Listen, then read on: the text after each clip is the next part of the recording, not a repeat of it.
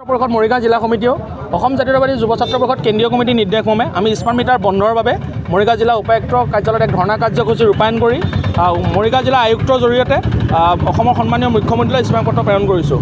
আমাৰ বিষয়টো হ'ল যে স্মাৰ্ট মিটাৰটো অসমত বন্ধ হ'ব লাগে, কাৰণ অসমৰ নিম্ন শ্ৰেণী আৰু মধ্যবিত্তৰ দুখীয়া ৰাইজৰ কাৰণে স্মাৰ্ট মিটাৰ ভাল নহয়। হয়তো মুখ্যমন্ত্ৰীৰ কাৰণে ভাল হ'ব পাৰে, কাৰণ তেওঁ শীততাপ নিয়ন্ত্ৰণ কোঠাত থাকে, তেওঁ লাইটৰ বিল দিয়ে নিদিয়ে আমি নাজানো, কিন্তু অসমৰ ৰাইজে কিন্তু স্মাৰ্ট মিটাৰটো ভাল পোৱা নাই আৰু স্মাৰ্ট মিটাৰটো বহুতখিনি বিসংগতি আছে। আৰু স্মাৰ্ট মিটাৰ যে বিসংগতি আছে এইটো ইতিমধ্যে অসম বিধানসভাতো উত্থাপন হৈছে।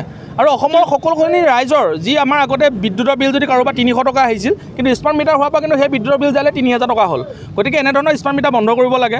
আৰু ৰাইজে যিহেতু কৈছে স্মাৰ্ট মিটাৰটো ভাল নহয়, স্মাৰ্ট মিটাৰটো বিসংগতি আছে, তাৰপিছতো কিন্তু জনসাধাৰণৰ দ্বাৰা নিৰ্বাচিত এখন চৰকাৰে জনমত উপকৃত কৰি আছে।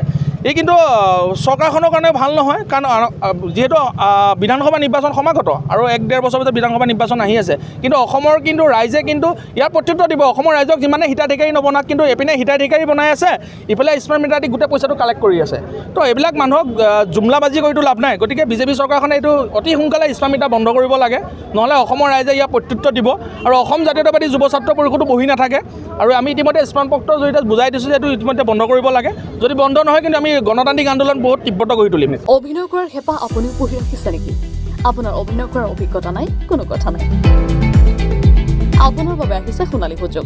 29 ছেপ্টেম্বৰত দিনৰ 9 বজাৰ পৰা নিশা 8 বজালৈ বলিউড তথা হলিউডৰ চিনেমাৰ বাবে অডিশ্যন হ'বলৈ গৈ আছে গুৱাহাটীৰ কাহিলীপাৰাস্থিত জ্যোতি চিত্ৰবনত।